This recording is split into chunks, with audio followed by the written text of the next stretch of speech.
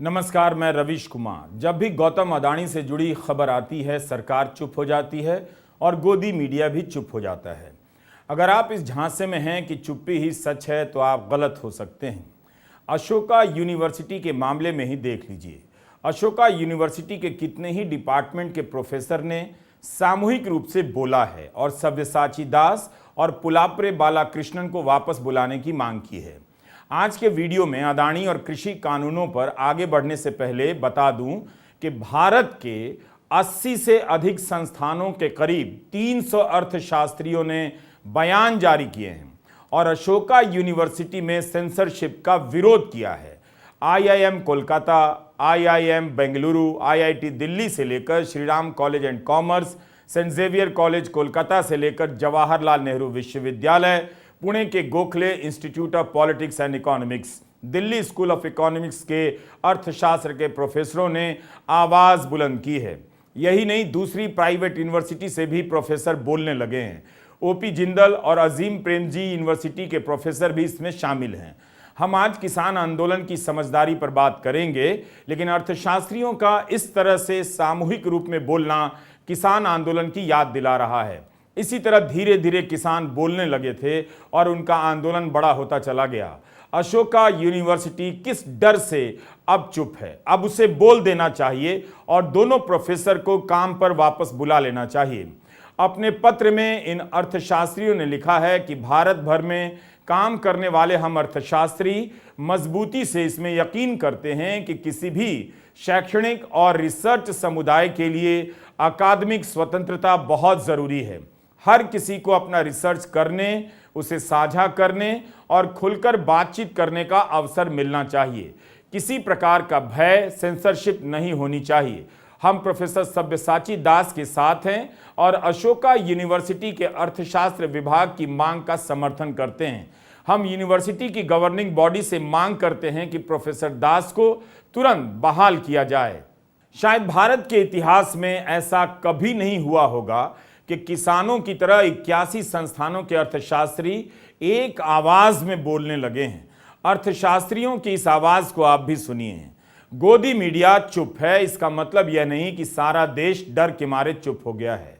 अब हम आते हैं रिपोर्टर्स कलेक्टिव की 2 रिपोर्ट पर, जिससे पता चलता है कि किसानों के साथ कितना बड़ा धोखा होने जा रहा था। भारत के किसान सड़क पर उतर गए, सैकड़ों शहीद हो गए, लेकिन वे इन कृषि कानूनों के पीछे के इरादे को समय से पहले समझ गए थे। उन्हें यह पता तो नहीं था कि इसके पीछे कौन कौन चेहरे हैं, इनके नाम क्या क्या हैं, मगर उन्होंने पकड़ लिया कि इस बार उनकी जमीन और उपज पर हमला होने वाला है। अगर अब भी वे सड़क पर नहीं उतरे तो उनकी आखिरी पूंजी यानी जमीन हाथ से चली जाएगी। रिपोर्टर्स कलेक्टिव के श्री गिरीश जलिहल की दोनों रिपोर्ट से साफ पता चलता है कि तीनों कृषि कानून किसके लिए लाए गए थे। बनाए गए थे किसानों के नाम पर, मगर ये कानून लाए गए थे कॉरपोरेट के लिए। आज का यह वीडियो रिपोर्टर्स कलेक्टिव की शानदार रिपोर्ट पर आधारित है। हमें लगता है कि यह रिपोर्ट हिंदी के दर्शकों और किसानों के बीच ज्यादा से ज्यादा पहुंचनी चाहिए, ताकि उन्हें पता चले कि उनके भविष्य के नाम पर किस तरह से कृषि कानून की भूमिका बनाई गई, कैसे चुपचाप कॉरपोरेट और बीजेपी से जुड़े लोग इसे तैयार करते रहे और किसानों को भनक तक नहीं लगने दी। हम इस रिपोर्ट में बताएंगे कि अमेरिका का एक NRI, जिसका खेती से कोई लेना देना नहीं है, खेती और जमीन को कॉरपोरेट के हवाले कर देने का आइडिया लेकर आता है, जिसे बिजनेस की सुंदर भाषा में कॉरपोरेटाइजेशन ऑफ एग्रीकल्चर कहते हैं। इसके अलावा हम आज के वीडियो में गौतम अडानी के कारोबारी समूह से जुड़ी कुछ अन्य खबरों को भी शामिल करेंगे। पहले याद दिलाना जरूरी है कि 19 नवंबर 2021 के दिन प्रधानमंत्री ने तीनों कृषि कानूनों को वापस लेते समय क्या कहा था। हम प्रधानमंत्री मोदी के उस भाषण को खुद ही पढ़ रहे हैं, मगर शब्द उन्हीं के हैं। प्रधानमंत्री नरेंद्र मोदी ने 19 नवंबर 2022 को कहा था, मैं आज देशवासियों से क्षमा मांगते हुए सच्चे मन से और पवित्र हृदय से कहना चाहता हूं कि शायद हमारी तपस्या में ही कोई कमी रही होगी, जिसके कारण दिए के प्रकाश जैसा सत्य खुद किसान भाइयों को हम समझा नहीं पाए। 19 नवंबर 2021 के दिन गुरु नानक जयंती के पावन अवसर पर प्रधानमंत्री मोदी कहते हैं कि दिए के प्रकाश जैसा सत्य, यानी इन कानूनों की खूबियों के बारे में किसान भाइयों को हम समझा नहीं पाए। शायद हमारी तपस्या में ही कोई कमी रही होगी। रिपोर्टर्स कलेक्टिव के श्री गिरीश जलिहल ने इस तपस्या की पोल खोल दी है, बता दिया है कि वह दिया किसका था जिसके प्रकाश की तरह कानून बनाने का दावा किया जा रहा था।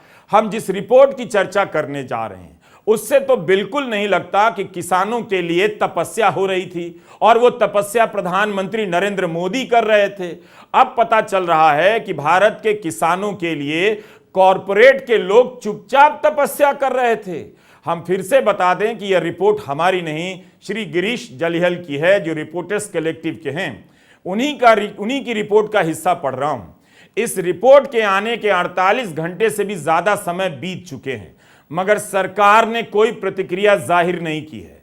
तो अब आते हैं तपस्वी जी पर। सबसे पहले आप तपस्वी का चेहरा देख लीजिए। शरद मराठे नाम है इनका। भारत के सभी किसान शरद मराठे को ठीक से पहचान लें। यही वो तपस्वी जनाब हैं जो उनकी आय डबल करने के लिए तपस्या कर रहे थे। लिंक्डइन एक वेबसाइट है, इस पर उन्होंने अपने परिचय में लिखा है कि वे 5.5 साल से भारत सरकार के आयुष मंत्रालय के टास्क फोर्स के चेयरमैन हैं। यहां पर इन्होंने यह नहीं लिखा है कि खेती को कारोबारी बनाने के लिए जो टास्क फोर्स बना था उसके सदस्य यही थे, बनाने का सुझाव भी इनका था। चेयरमैन थे उसके अशोक दलवाई। जो सब यह नहीं बताते हैं, श्री गिरीश जलिहल अपनी रिपोर्ट में उनका पर्दाफाश कर देते हैं। शरद मराठे अमेरिका में सॉफ्टवेयर कंपनी चलाते हैं, एक कंपनी अमेरिका में और एक भारत में। मराठे ने अमेरिका से बिजनेस एडमिनिस्ट्रेशन में मास्टर्स की डिग्री पाई है। खेती से कभी नाता नहीं रहा। इनकी राजनीतिक तपस्या के बारे में जलिहल लिखते हैं कि मराठे भाजपा की ओवरसीज फ्रेंड्स इकाई के अध्यक्ष के साथ अपनी दोस्ती का बखान करते पाए गए हैं। वाजपेयी के समय से बीजेपी के करीबी रहे हैं। इस रिपोर्ट में दस्तावेजों के साथ दावा किया गया है कि शरद मराठे के प्रस्ताव के बाद ही नीति आयोग ने एक टास्क फोर्स का गठन किया, जिसने सुझाव दिया कि किसानों की आय डबल करनी है तो खेती को व्यावसायिक बनाने की जरूरत है। मंडी को बाजार के लिए खोल देना होगा। किसानों की जमीन को लीज पर देने का रास्ता बनाना होगा। टास्क फोर्स के 11 सदस्यों के नाम भी शरद मराठे ने सुझाए और स्वीकार हो गए और खुद भी उसके सदस्य बन गए। इसमें अदानी समूह, ITC, Mahindra, Patanjali, big basket जैसे चुनिंदा कॉरपोरेट को रखा गया था। टास्क फोर्स की पहली मीटिंग के रिकॉर्ड से पता चलता है कि मराठे ने कहा था कि ये एग्रीकल्चर से एग्री बिजनेस की ओर जाने का सही समय है। सही समय याद रखिएगा, आगे बताऊंगा। यानी खेती को बिजनेस बनाने का सही समय है। टास्क फोर्स की रिपोर्ट कभी सामने नहीं आई, लेकिन अचानक 3 कृषि कानून थोप दिए गए। रिपोर्टर्स कलेक्टिव ने दावा किया है कि इन सभी के दस्तावेज हैं जो उसके पास हैं और वेबसाइट पर मौजूद हैं। 2016 में यूपी की एक चुनावी रैली में प्रधानमंत्री मोदी ने कहा था कि किसानों की आय 2022 तक डबल हो जाएगी। 2022 का साल आया, चला भी गया। आज तक नहीं बता पाए कि आमदनी डबल हुई या नहीं, लेकिन 2016 के बाद से यह खेल पर्दे के पीछे शुरू होता है। किसानों के लिए नहीं, किसी और की आमदनी डबल करने के लिए, जो अब सामने आ गया है। यह रिपोर्ट बताती है कि 2020 में तीनों कृषि कानूनों के पास होने के पहले 3-4 साल तक क्या क्या होता रहा। हमारा सवाल है कि मराठे के कहने पर जनवरी 2018 में जो टास्क फोर्स बना, उसके पास किसानों से बात करने के लिए तो काफी समय था। फिर क्यों नहीं किसानों को शामिल किया गया, उनसे बात की गई? केवल कॉरपोरेट को लेकर कमेटी क्यों बनाई गई? क्या केवल किसानों को लेकर कोई टास्क फोर्स बना था? बताइए। क्या इसी तरह प्रधानमंत्री मोदी किसानों के लिए तपस्या कर रहे थे, या ये तपस्या कॉरपोरेट के लिए की जा रही थी? पूजा किसानों के नाम पर हो रही थी, मगर ध्यान कॉरपोरेट का लगाया जा रहा था। Do you get my point? हमने पाया कि 3 कृषि कानून आने से 2 साल पहले सरकार ने एक टास्क फोर्स बनाई, जिसका मूल उद्देश्य प्राइवेट कंपनी को कृषि में एंट्री देने का था। इस टास्क फोर्स के रिकॉर्ड्स पब्लिक से अब तक छुपाए गए थे। टास्क फोर्स बनी थी किसानों की आय दुगनी करने के लिए, लेकिन द रिपोर्टर्स कलेक्टिव को मिले सरकारी कागजों से पता चला कि उसने प्राइवेट कंपनियों से बिजनेस मॉडल्स पे सलाह ली। टास्क फोर्स इस काम में लगा हुआ था, जबकि उसी समय एक इंटर मिनिस्टेरियल कमिटी भी किसानों की आय दुगनी करने के विषय पर काम कर रहा था। दोनों में सबसे बड़ा फर्क था कि टास्क फोर्स सिर्फ और सिर्फ बिजनेस मॉडल्स पर चर्चा कर रहा था। एक तरफ कमेटी के रिकॉर्ड्स पब्लिक में आ गए, लेकिन टास्क फोर्स की बात को सरकार ने पब्लिक से छुपा दिया। इस टास्क फोर्स में एमएसपी और क्रॉप इंश्योरेंस जैसे विषयों की चर्चा नहीं की गई। इनका पूरा फोकस था कि कैसे कृषि को प्राइवेट बिजनेसेस के लिए खोल दिया जाए। किसानों की आय दुगनी करने के लिए टास्क फोर्स ने अडानी ग्रुप, पतंजलि, महिंद्रा एंड महिंद्रा और बिग बास्केट जैसे कंपनियों से सलाह ली। टास्क फोर्स में एमएसपी की चर्चा कभी हुई ही नहीं। जो कृषि कानून लाए गए, उन्होंने इंटर मिनिस्टेरियल कमेटी की सलाह को नकारते हुए एमएसपी के कंडीशन को कानून में इंक्लूड नहीं किया। इस टास्क फोर्स के रिकॉर्ड से यह बात पता चलती है कि सरकार कृषि कानून लाने से पहले किस तरह की मीटिंग्स कर रही थी, कैसे बड़े उद्योगपतियों को किसान की आय दुगनी करने की आड़ में एक ऑफिशियल प्लेटफॉर्म मिल गया अपने धंधे के फायदे की बात करने के लिए, और कैसे सरकार ने इन्हीं उद्योगपतियों के फायदे के लिए कृषि कानून बनाए थे। जब आंदोलन करने वाले किसानों ने सरकार से पूछ दिया कि कृषि कानूनों को लाने से पहले किस किसान या किसान संगठन से पूछा गया, तो जवाब देते नहीं बना। बाद में अजीब अजीब तरह के संगठन के किसान खड़े कर दिए गए जो कानून का समर्थन करने आ गए। तब सरकार ने क्यों नहीं इस टास्क फोर्स के बारे में जानकारी दी? क्यों नहीं तब शरद मराठे का नाम बताया गया? कौन है यह आदमी जिसके कहने पर नीति आयोग 3 महीने में टास्क फोर्स खड़ा कर देता है? योगेंद्र यादव 2017 के साल में देश की मंडियों का दौरा कर रहे थे। उन्होंने दिखाया कि प्रधानमंत्री की नीति के अनुसार मंडियों में अनाज की खरीद नहीं हो रही है।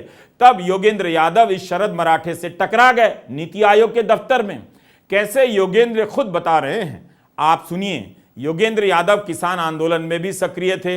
हमने उनसे पूछा कि क्या कभी किसी स्तर पर इस शरद मराठे का नाम आया था? उस बातचीत के दौरान टास्क फोर्स का जिक्र हुआ था। रिपोर्टर्स कलेक्टिव के इस महत्वपूर्ण खुलासे ने जो परत दर परत सच उघड़ रहा है, उसमें एक बहुत महत्वपूर्ण आयाम जोड़ दिया। किसान आंदोलन के दौरान हमें शक तो था कि मामले का अडानी से कोई संबंध है, क्योंकि उससे ही पहले और लॉकडाउन के दौरान अडानी जी ने हरियाणा में बड़े बड़े साइलो खरीद लिए थे। तो हमें शक तो था कि उन्हें पहले से पता था कि ये होने वाला है, और हो ना हो इसमें कहीं ना कहीं जुड़ाव है उनका।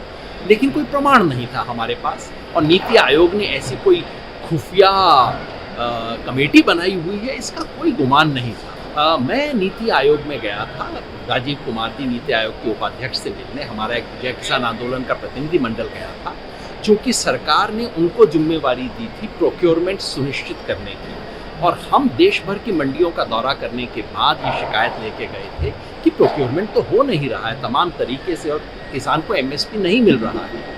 उस मीटिंग में ये सज्जन वहाँ पे बैठे हुए थे, एनआरआई जिनका अब जिक्र चल रहा है। मेरे मन से तो इनका शरद मराठे जी का नाम भी उतर गया था, लेकिन अब रिपोर्टर्स कलेक्टिव की बात सुन के ध्यान आया, उस मीटिंग में इन्हें बैठाया गया था और ये इसी तरह की बात कर रहे थे, कॉरपोरेट ये कर सकते हैं, सॉल्यूशन प्राइवेट सेक्टर में है इत्यादि। और मीटिंग के बाद इन्होंने मुझे कहा आपसे एक अलग मीटिंग करनी है। मुझे नीति आयोग के एक कमरे में लेके गए, मेरे साथ आधे घंटे उन्होंने बात की, और मुझे बात करके पता लग गया कि भैया इनको भारतीय कृषि से और इसके समाधान से कोई लेना देना नहीं है। तो मैंने नमस्ते कर ली। वो कहते कि आपको हम आगे संपर्क रखना चाहते हैं, लेकिन मुझे लगा कि जाहिर है इसका कोई संबंध नहीं है। इसका कोई महत्व था और वो कुछ नीति आयोग में खेल कर रहे थे, इसका कोई गुमान भी नहीं था। लेकिन सच निकल रहा है, और सच ये है कि भारत की कृषि को कॉरपोरेट सेक्टर के हवाले करने का षड्यंत्र था, जिसे किसान आयोग ने बचा लिया, किसान आंदोलन ने जिससे इस देश को बचा लिया।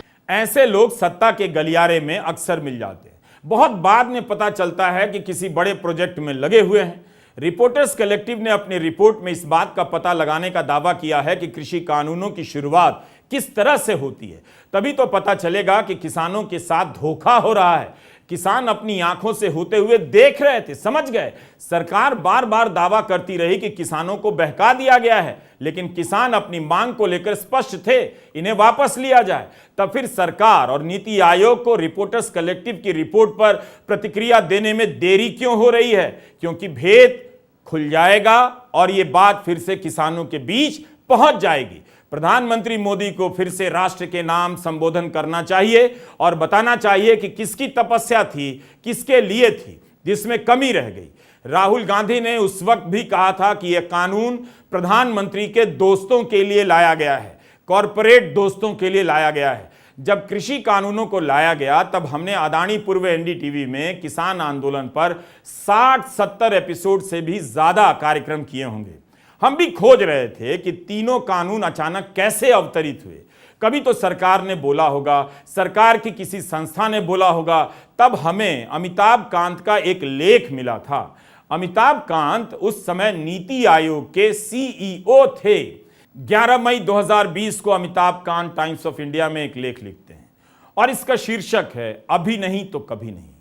हमने पहले भी बताया कि शरद मराठे का एक बयान है कि अभी ही समय है। उस समय भारत में कोरोना के कारण तालाबंदी थी। अमिताभ कांत लिखते हैं कि अभी नहीं तो कभी नहीं। आगे लिखते हैं कि सरकार साहसिक सुधार कर रही है, ऐसा मौका फिर कभी नहीं आएगा, उसे कदम बढ़ा देना चाहिए।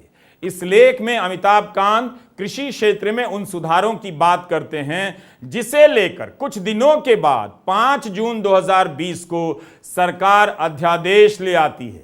अमिताभ कांत ने अपने लेख में कॉन्ट्रैक्ट फार्मिंग से लेकर मंडी से बाहर उपज के बेचने पर लगी पाबंदियों को हटा देने की वकालत की थी, यानी माहौल बनाया जा रहा था, वो भी अंग्रेजी में। आप इन कड़ियों को मिलाकर देखिए तो पता चलेगा कि इन बयानों से बीच बीच में टेस्टिंग चल रही थी और पर्दे के पीछे गंभीरता से उस पर काम चल रहा था। अगस्त 2017 में नीति आयोग अगले 3 साल के लिए एक एक्शन प्लान लॉन्च करता है, जिसके 5वें अध्याय में लिखा जाता है कि मंडी से जुड़े एपीएमसी एक्ट में सुधार होने चाहिए। किसानों से खरीदने का अधिकार मंडी के व्यापारियों के अलावा दूसरों को भी दिया जाए, यानी कॉरपोरेट को। मंडी के अलावा एक और मार्केट बनाया जाए। अनिवार्य वस्तु अधिनियम में भी बदलाव हो और स्टॉक लिमिट हटा दी जाए। अब देखिए कि रिपोर्टर्स कलेक्टिव ने अपनी रिपोर्ट में क्या लिखा है और कैसे कड़ियां जुड़ती हैं। लिखा है कि इसकी शुरुआत अक्टूबर 2017 में हुई, जब शरद मराठे ने नीति आयोग के तत्कालीन उपाध्यक्ष राजीव कुमार को एक पत्र लिखा। इस पत्र में भारतीय कृषि में बदलाव कर उसे लेकर एक उज्जवल और शानदार भविष्य का खाका खींचा गया था। जलियल ने अपनी रिपोर्ट में नीति आयोग के 16 अक्टूबर 2017 के एक मेमोरेंडम की फोटो भी लगा दी है, जिसमें लिखा गया है कि मराठे साहब द्वारा प्राप्त कॉन्सेप्ट नोट पर खास तौर पर हाई लेवल ग्रुप की मीटिंग में चर्चा की जानी है। मराठे ने एक टास्क फोर्स के लिए ऐसे 11 लोगों की सूची बनाकर दी और खुद भी शामिल हो गए। एक अन्य नाम जो मराठे ने सुझाया वो था संजय मरीवाला का, जो कृषि उत्पादों से जुड़ी 18 कंपनियां चलाते हैं। मराठे और मरीवाला ने आगे चलकर एक साथ मिलकर एक नॉन प्रॉफिट कंपनी भी शुरू की थी, रिपोर्टर्स कलेक्टिव ने दावा किया है। तो अक्टूबर 2017 में शरद मराठे सक्रिय हो गए थे। नवंबर 2018 में अमिताभ कांत नीति आयोग की एक रिपोर्ट जारी करते हैं और कहते हैं कि न्यूनतम समर्थन मूल्य समाप्त कर देना चाहिए। जो संस्था न्यूनतम समर्थन मूल्य तय करती है, कृषि लागत और मूल्य आयोग, अंग्रेजी में commission on agriculture costs and prices, CACP, उसे खत्म कर देना चाहिए। नवंबर 2019 में वित्त मंत्री निर्मला सीतारमण का एक बयान है। कृषि बिलों के पेश होने से चंद महीने पहले देखिए कैसे टेस्टिंग की जाती है। ब्लूमबर्ग क्विंट के कार्यक्रम में उन्होंने कह दिया कि एपीएमसी खत्म कर देनी चाहिए, यानी मंडी खत्म कर देनी चाहिए। इसलिए जब सरकार कहे कि मंडी खत्म कर देनी चाहिए तो सभी के कान खड़े हो जाने चाहिए थे, मगर सब उस वक्त सो रहे थे। किसी ने इस बयान को गंभीरता से नहीं लिया और कृषि कानून सामने आ गया। सरकार कहती रही कि किसानों ने इसकी मांग की है, तब यह कानून आया। किसान पूछते रह गए कि कौन से किसान ने आपसे ये मांग की है। ये देश का बहुत दुर्भाग्य है कि कृषि नीति यानी इतने लार्ज पॉपुलेशन, जबकि तकरीबन 50% देश की आबादी खेती से जुड़ी है, उसकी कृषि नीति बनाने के लिए हमें एक किसी अमेरिकन का जो सुझाव था उसके ऊपर नीति आयोग ने एक टास्क फोर्स बनाया, और उस टास्क फोर्स का जो रोल था बेसिकली ये था कि कॉर्पोरेट्स को या एग्री बिजनेस की तरफ किस तरीके से किसानों को या देश को लेके जाया जाए, यानी कॉर्पोरेट एग्रीकल्चर की तरफ बढ़ने के लिए नीति आयोग ने एक टास्क फोर्स का जो गठन किया, और वो भी उस बिजनेसमैन की रिकमेंडेशन पर कि इसमें कितने लोग होने चाहिए ये भी उन्होंने सजेस्ट किया। और उसके बाद हमने देखा कि भाई किस तरीके से देश की पॉलिसी को, देश की कृषि नीति को नीति आयोग ने अपने हल्के में लेके एक सोचा कि जो एक बिजनेसमैन का आइडिया है उसको हम क्यों ना प्रमोट करें। लेकिन दूसरी बात यह कि देश के अंदर जो हमारे मेन लाइन इकोनॉमिस्ट थे वो भी जाने अनजाने में ये नहीं समझ सके कि ये एग्री बिजनेस को या ये कॉर्पोरेटाइजेशन एग्रीकल्चर जो की हो रही है उसको लाने की कोशिश हो रही है। जब वो नहीं समझ सके तो सबसे अच्छी बात यह है कि वो जो एक्सपर्ट्स नहीं समझ सके, जो हमारे देश के इकोनॉमिस्ट नहीं समझ सके, वो हमारे किसान समझ गए। और किसानों को जब ये समझ आ गया तो उन्होंने दिल्ली के पास, दिल्ली के बॉर्डर्स पे जो 1 साल से लंबा जो प्रोटेस्ट किया था वो इसीलिए था कि उनको खतरा बिल्कुल साफ मंडराता हुआ नजर आ रहा था कि उनका भविष्य जो है वो एक दांव पर लग जाएगा। कॉर्पोरेट एग्रीकल्चर दुनिया में हमने देखा है कहीं भी उससे खेती के जो किसान या मजदूर जो इसमें इन्वॉल्व हैं उनकी कहीं पर भी दुनिया में इनकम नहीं बढ़ी है। अगर मार्केट्स इतना अच्छी होती या अच्छा होता दुनिया भर में तो हम ये जानते हैं कि जो हमें बताया जाता है कि अक्सर कि मार्केट्स आएंगी तो एग्रीकल्चर में किसानों को फायदा होगा क्योंकि market will provide the right kind of price, वो दुनिया में कहीं नहीं हो पाया। अगर आज किसान जीवित हैं डेवलप्ड कंट्रीज में, जो हम जानते हैं कि जो 3, 4, 5 जो जिस कंट्रीज को हम लेके चलते हैं as the prominent developed countries, वो कंट्रीज में वो बेसिकली एग्रीकल्चर सब्सिडीज के ऊपर किसान जो है टिके हुए हैं। किसान वाकई समझ गए, कोरोना के बावजूद सड़क पर आ गए। उन्होंने अपने वजूद को बचाने के लिए कितनी बड़ी लड़ाई लड़ी। गोदी मीडिया ने उन्हें आतंकवादी कह दिया, किसानों ने गोदी मीडिया को अपने आंदोलन से बाहर कर दिया, अपना अखबार निकाल लिया। सरकार ने किसानों को रोकने के लिए बड़े बड़े बैरिकेड बनाए और उसके नीचे कीलें ठोक दी ताकि किसान चलकर या कूद कर भी बैरिकेड पार ना कर सकें। 1 साल तक किसानों ने हर मौसम और पुलिस की क्रूरता का सामना करते हुए दिखा दिया कि वे इन कृषि कानूनों के खतरों को पहचान गए हैं, पीछे नहीं हटेंगे। किसान कहते रह गए कि उनसे नहीं पूछा गया। एसडीएम को ऐसे अधिकार दे दिए गए इन कानूनों के तहत कि कॉन्ट्रैक्ट फार्मिंग की जमीन को लेकर विवाद हो गया तो कोर्ट का दखल नहीं होगा। इस तरह का कानून बना था। इस आंदोलन के दौरान अलग अलग मौसमों की मार सहते झेलते हुए 600 से अधिक किसानों की मौत हो गई। सरकार ने कहा कि उसके पास मरने वाले किसानों का कोई आंकड़ा नहीं है, जबकि किसान संगठनों के अनुसार करीब 670 किसानों की मौत हुई। फिर भी किसान अपनी मांग को लेकर टिके रहे, लड़ते रहे। इस दौरान एक बार भी शरद मराठे सामने नहीं आता है कि उसकी सोच थी, उसने टास्क फोर्स का सुझाव दिया, उसकी सोच के हिसाब से खेती का भला होने वाला है। जाहिर है तपस्या कॉरपोरेट के लिए की जा रही थी। किसानों ने नहीं समझा होता तो प्रधानमंत्री तीनों कानून वापस नहीं लेते और उनसे, किसानों से माफी भी नहीं मांगते। गोदी मीडिया इन बातों की अब पड़ताल नहीं करता, इस तरह से खोजी पत्रकारिता नहीं करता, वरना तभी यह बात सामने आ जाती, भेद खुल जाता, जो अब रिपोर्टर्स कलेक्टिव ने खोलने का दावा किया है। रिपोर्टर्स कलेक्टिव ने अपनी दूसरी रिपोर्ट में इन कानूनों के पीछे गौतम अडानी के समूह की भूमिका पर भी सवाल उठाए हैं। दिखाया है कि नीति आयोग के टास्क फोर्स के गठन के पहले अडानी समूह ने आवश्यक वस्तु अधिनियम में बदलाव की लॉबिंग की थी। आपको याद होगा कि किसान आंदोलन के समय अडानी के साइलोज यानी अन्य भंडारों की तस्वीरें खूब वायरल हुआ करती थीं। किसान आरोप लगाते थे कि इन्हीं साइलोस अन्न भंडारों को भरने के लिए आवश्यक वस्तु अधिनियम को बदला गया है और जमाखोरी की पूरी छूट दी गई है। किसान इस बात से भड़क गए। उन्हें दिख गया कि कटाई के सीजन में बड़े कॉरपोरेट दाम गिरा देंगे और सारा अनाज खरीद लेंगे, जमाखोरी करेंगे और बाद में ऊंचे दामों पर बेचेंगे। मेहनत किसान की, मुनाफा कॉरपोरेट का। किसानों ने इसीलिए बार बार कहा कि आंदोलन सिर्फ उनका नहीं, लेकिन हर घर जिसमें अनाज पहुंचता है उनका भी है। किसान आंदोलन में अदानी समूह के खिलाफ खूब नारे लगा करते थे। रिपोर्टर्स कलेक्टिव ने दस्तावेजों की जांच की है, दावा किया है कि अदानी समूह ने अप्रैल 2018 में सरकार के साथ जमाखोरी वाले कानून में पाबंदियों को हटाए जाने को लेकर लॉबी की थी। उसके 2 साल बाद 5 जून 2020 को कृषि अध्यादेश लाए गए, किसी को पता चला था, और बाद में कानून बदल दिया गया। केंद्र सरकार ने राज्यों के जमाखोरी को नियंत्रण में रखने के इस अधिकार को खत्म कर दिया। केवल केंद्र सरकार स्टॉक लिमिट अब तय कर सकती थी, वो भी अकाल जैसी अप्रत्याशित परिस्थितियों में। नीति आयोग के टास्क फोर्स की बैठक में हिस्सा लेते हुए अदानी समूह के प्रतिनिधि ने कथित तौर पर कहा था कि जमाखोरी रोकने का कानून उद्योग जगत और कारोबारियों के लिए बाधा है, रुकावट है।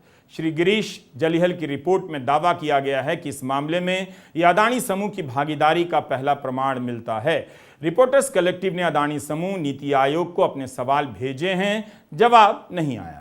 इन्वेस्टिगेटिव रिपोर्ट आई है हमारे सामने, उसमें यह भी खुलासा हुआ है कि भाई वो चिट्ठी कौन सी आई थी जिसपे नीति आयोग ने एक्ट किया, और उसके बाद ये भी बताया गया कि कैसे कॉर्पोरेट्स ने ये प्रेशर डाला सरकार के ऊपर कि भाई ये जो एक एसेंशियल कमोडिटी एक्ट के तहत एक प्रोविजन होता है कि स्टॉक होल्डिंग कितनी हो, उससे ज़्यादा ना कोई स्टॉक कर सके, इन सब को हटाने की बात अदानी ने की थी और उसको सरकार ने माना। और उसी के कुछ महीने बाद आपने देखा कि जो 3 लॉज आए थे देश में, वो इस तरीके से फ्रेम किए गए थे कि सारे का सारा जो एग्रीकल्चर था वो कॉर्पोरेट्स के कंट्रोल में आ जाता है। और यही बात तो जी जो जिसके खिलाफ किसानों ने प्रदर्शन किया और किसानों ने देश को सचेत भी किया।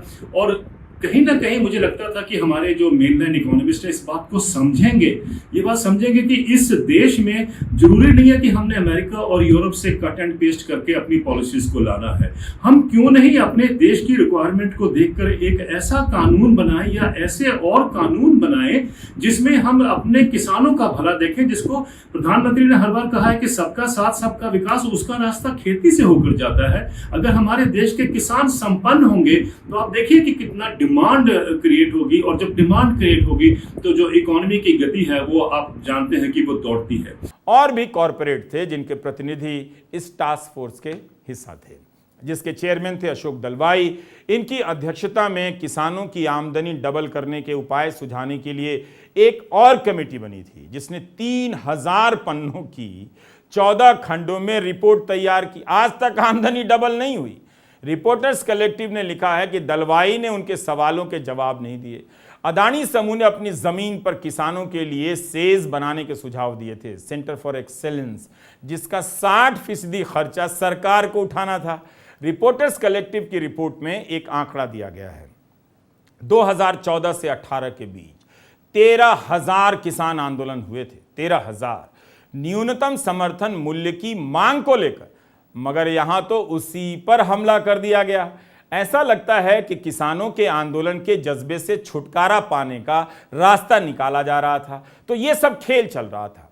अब आते हैं अदानी समूह से जुड़ी बाकी खबरों पर जो पिछले हफ्ते से चल रही हैं। खबर यह है कि ऑडिट करने वाली कंपनी डेलॉयट ने Adani ports and special economic zone के खातों पर गंभीर सवाल खड़े कर दिए हैं, जिसके बाद डेलॉयट ने अदानी समूह से अलग होने का फैसला कर लिया।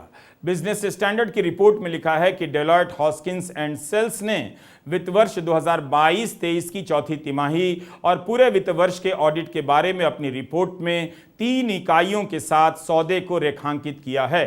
इसके बारे में कंपनी का कहना है कि इन इकाइयों का अदानी समूह की कंपनियों से कोई लेना देना नहीं है। ऑडिटर ने कहा है कि वह कंपनी के बयान को सत्यापित नहीं कर सकती क्योंकि इसके सत्यापन को लेकर कोई स्वतंत्र जांच नहीं हुई है। अमेरिकी फर्म हिंडनबर्ग रिसर्च ने 24 जनवरी को अपनी रिपोर्ट में अदानी समूह पर धोखाधड़ी, शेयरों में हेराफेरी और धन शोधन के आरोप लगाए थे। हालांकि अदानी समूह ने सभी आरोपों से इनकार किया था और कहा था कि ये सब आधारहीन हैं। डेलॉयट ने कहा है कि अदानी समूह ने अपने आकलन और भारतीय प्रतिभूति विनिमय बोर्ड सेबी द्वारा चल रही जांच के कारण इन आरोपों की स्वतंत्र रूप से बाहरी जांच कराना आवश्यक नहीं समझा। हिंडनबर्ग की रिपोर्ट के बाद अदानी समूह को लेकर कई गंभीर सवाल उठे। सेबी इसकी जांच कर रही है। 14 अगस्त को सेबी ने जांच पूरी करने और अपनी रिपोर्ट को अंतिम रूप देने के लिए सुप्रीम कोर्ट से 15 दिन का और समय मांगा है। गोदी मीडिया के दौर में इस तरह की खबरों पर पर्दा डाल दिया जाता है जिसके उठ जाने से सरकार का खेल उजागर हो सकता है और उन खबरों में आग लगा दी जाती है जिनके जलने से शोर मच जाता है और जनता उसी में उलझकर रह जाती है। क्या आपको पता है कि सीएजी की रिपोर्ट है कि आयुष्मान योजना के तहत जो लोग पहले से मृत घोषित हो चुके थे उनके इलाज पर भी 6 करोड़ 90 लाख रुपए खर्च हुए हैं। यह मध्य प्रदेश का आंकड़ा है। न जाने पूरे देश से इस योजना के तहत क्या क्या निकल आएगा। जो मीडिया सीएजी की रिपोर्ट पर रिपोर्ट नहीं कर सकता है उसके बहाने शहर शहर जाकर आयुष्मान योजना का हाल नहीं लेता है, न जाने कहां से क्या निकल आए। वह मीडिया अदानी समूह के लिए एक बड़ा कानून बनाया गया, बदल दिया गया, उस पर तो चुप ही रहेगा। लेकिन आप क्यों चुप हैं? लोग तो बोल रहे हैं। नमस्कार, मैं रविश कुमार।